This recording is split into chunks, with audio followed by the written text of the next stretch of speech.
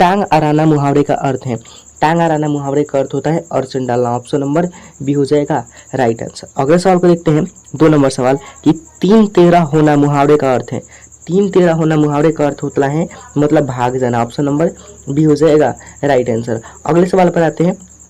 अगला सवाल है 3 नंबर कि जो व्याख्या करता है उसके लिए एक शब्द क्या होगा। तो जो व्याख्या करता है उसके लिए एक शब्द होता है व्याख्याता। ऑप्शन नंबर ए हो जाएगा, जो व्याख्या करते हैं उसके लिए। अगले सवाल पर आते हैं।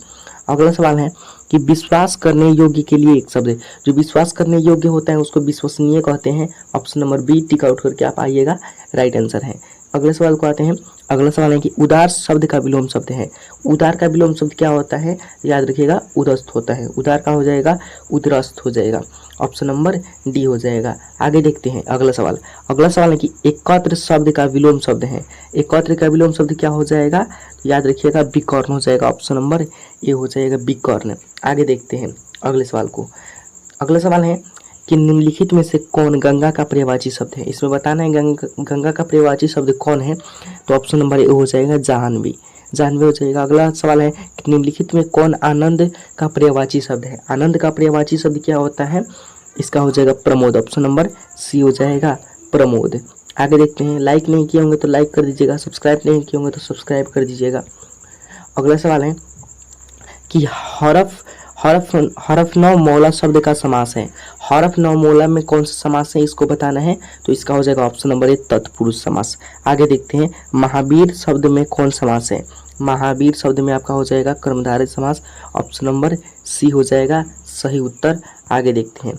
अगला सवाल है कि पारिवारिक शब्द में प्रत्यय है। पारिवारिक में आपका प्रत्यय क्या हो जाएगा, इक प्रत्यय हो जाएगा। ऑप्शन नंबर सी हो जाएगा सही उत्तर। आगे देखते हैं। अगला सवाल है कि ईर्ष्यालु शब्द में प्रत्यय है। ईर्ष्यालु में प्रत्यय क्या हो जाएगा, तो ऑप्शन नंबर बी हो जाएगा लू। ईर्ष्याली में आपका क्या हो जाएगा, लू हो जाएगा। अगले सवाल पर आते हैं। अगला सवाल है कि अभिभावक शब्द में उपसर्ग है। अभिभावक में उपसर्ग क्या हो जाएगा, इसका आंसर हो जाएगा ऑप्शन नंबर बी अभी। अभिभावक में आपका अभी हो जाएगा उपसर्ग। अगला सवाल है। अगला सवाल देखते हैं कि निम्नलिखित में कौन विसर्ग संधि का उदाहरण है। इनमें कौन जो है वो विसर्ग संधि का उदाहरण है, तो इसका आंसर हो जाएगा ऑप्शन नंबर आपका डी हो जाएगा। ऑप्शन नंबर डी में पता नहीं क्या है, यहाँ पे आंसर तो मिट गया है, देख लेते हैं। ऑप्शन नंबर डी में यहाँ पे है निरोग। ऑप्शन नंबर डी में है निरोग, यही हो जाएगा राइट आंसर। 15 नंबर सवाल है कि उल्लास शब्द का संधि विच्छेद होगा। उल्लास का होता है उत्तेजोल्लास। Option number A tick out करके आइएगा, यही सही उत्तर होगा। ऑप्शन 16 नंबर सवाल है कि द का उच्चारण स्थान है। द का उच्चारण स्थान क्या है, तो द का हो जाएगा दंत। ऑप्शन नंबर सी याद रखिएगा, द का उच्चारण स्थान दंत हो जाएगा। अगला सवाल है कि जपूजी किसकी रचना है, तो जपूजी आप याद रखिएगा गुरु नानक जी की रचना है। ऑप्शन नंबर सी हो जाएगा सही उत्तर, जपूजी गुरु नानक जी की रचना है। आगे देखते हैं 18 नंबर सवाल। 18 नंबर सवाल है स्वदेशी शीर्षक दोहे के रचयिता है। स्वदेशी के लेखक कौन है, तो याद रखिएगा स्वदेशी के लेखक हैं आपके ऑप्शन नंबर बी प्रेमघन। स्वदेशी के लेखक है प्रेमघन, याद रखना है। अगला सवाल है माँ बेटे सदते नहीं उससे किस शीर्षक कविता की पंक्ति है, तो इसका आंसर हो जाएगा ऑप्शन नंबर बी स्वदेशी। स्वदेशी हो जाएगा। अगले सवाल पर आते हैं। अगला सवाल है 20 नंबर कि मैं लौट कर आऊँगा शीर्षक कविता के कवि कौन है, तो इसका आंसर हो जाएगा ऑप्शन नंबर बी जीवानंद दास। जीवानंद दास हैं इसके कवि। अगले सवाल पर आते हैं। अगला सवाल है 21 नंबर कि निम्नलिखित में कौन कवि छायावादी है। इनमें से कौन जो कवि है वो छायावादी है, तो इसका आंसर हो जाएगा option number C Sumitranand Pant. किस देश के लोग बड़े बड़े नख पसंद करते हैं, बताना है किस देश के लोग बड़े बड़े नख पसंद करते हैं, तो ऑप्शन नंबर बी हो जाएगा गौर देश के लोग बड़े बड़े नख पसंद करते हैं। अगला सवाल है 23 नंबर कि हु आर सुद्रास किनकी रचना है, तो ये आपकी रचना है option number C Bhimrao Ambedkar की रचना है। ऑप्शन नंबर सी हो जाएगा भीमराव अंबेडकर। लाइक नहीं किए होंगे तो लाइक कर दीजिएगा, दोस्तों में शेयर नहीं किए होंगे तो शेयर कर दीजिएगा। अगला सवाल है 23 नंबर कि हु आर सुद्रास किनकी रचना है, अभी बताइए कि भीमराव अंबेडकर की। 24 नंबर सवाल है कि पंडित बिरजू महाराज की गुरुवाइन कौन थी, तो पंडित बिरजू महाराज की गुरुवाइन कौन थी, उनकी चाची थी। ऑप्शन नंबर सी हो जाएगा उनकी चाची ही उनकी शिक्षा दी थी।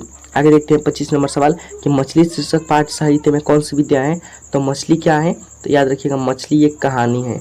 मछली एक कहानी है, ऑप्शन यहाँ पे मिट गया है, ऑप्शन नंबर बी महाराज जी का कहानी है। आगे देखते हैं वही यहाँ पे सवाल आया है कि मछली शीर्षक पाठ साहित्य की कौन सी विद्या है, कहानी हो जाएगा। शिक्षा और संस्कृति पाठ के लेखक कौन है, तो महात्मा गांधी, ऑप्शन नंबर ए हो जाएगा। आगे देखते हैं, बहादुर कहाँ से भाग कर आया था, तो बहादुर नेपाल से भाग के आया था, ऑप्शन नंबर सी हो जाएगा राइट आंसर। आप सभी के लिए यह पेपर लाए हैं, इसके लिए आप वीडियो को लाइक कर दीजिए, सब्सक्राइब नहीं किए होंगे तो सब्सक्राइब भी कर दीजिएगा। अगला सवाल है कि बहादुर कहाँ से भाग कर आया था, इसका आंसर हो जाएगा ऑप्शन नंबर सी नेपाल। महर्षि व्यास और महर्षि वाल्मीकि किस भाषा के कवि थे, तो ये थे संस्कृत भाषा के कवि। 28 का ऑप्शन नंबर ए हो जाएगा। ढहते विश्वास कहानी के केंद्र में कौन समस्या है, तो ढहते विश्वास कैसी समस्या है, बाढ़ की समस्या है, ऑप्शन नंबर आपका बी हो जाएगा। आगे देखते हैं, अगला सवाल है 29 नंबर कि ढहते विश्वास कहानी के केंद्र में कौन सी समस्या है, बाढ़ की समस्या। और 30 नंबर यानी अंतिम सवाल है कि धरती कब तक घूमेगी शीर्षक पाठ के नायिका कौन है, तो धरती कब तक घूमेगी इस पाठ के नायिका है सीता। सीता है जिसमें बाढ़ की बात की चर्चा की गई है, आपको याद रखना है। ऐसा ही वीडियो देखने के लिए चैनल को सब्सक्राइब कर दीजिएगा, वीडियो को लाइक कर दीजिएगा और मिलते हैं अगले वीडियो में अगले विषय का। तब तक हम लेकर आएंगे। तो चलिए फिर आज की वीडियो में बस इतना ही।